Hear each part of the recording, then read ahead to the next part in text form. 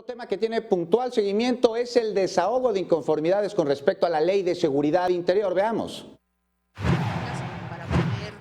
La Comisión de Derechos Humanos del Distrito Federal interpondrá el recurso de reclamación ante la Suprema Corte de Justicia de la Nación después de que el máximo tribunal desechara la controversia constitucional que presentó la comisión el pasado 22 de enero, donde indica se vulneran los derechos en la Ley de Seguridad Interior al pedir información que podría poner en peligro la seguridad de los capitalinos.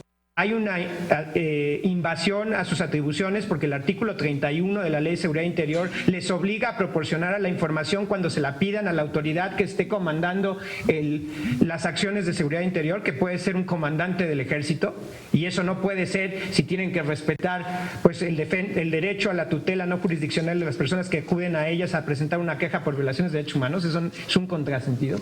La presidenta de la Comisión de Derechos Humanos del Distrito Federal, Nacheli Ramírez, informó que se tiene hasta el próximo miércoles para presentar el recurso de reclamación.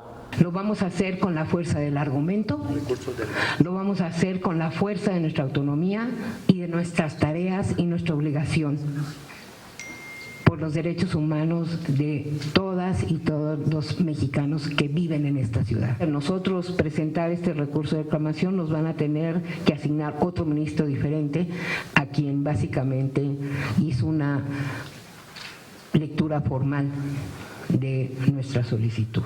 Además, indicó que próximamente presentará 2 amicus curiae ante la Suprema Corte de Justicia de la Nación, enviará información sobre la ley a la Corte Interamericana de Derechos Humanos, dará apoyo a las organizaciones de la sociedad civil y buscará coordinación con organismos autónomos de derechos humanos, todo esto para que se respeten los derechos de los ciudadanos en Ley de Seguridad Interior. Con información de Iraís Morquecho, 21 Noticias.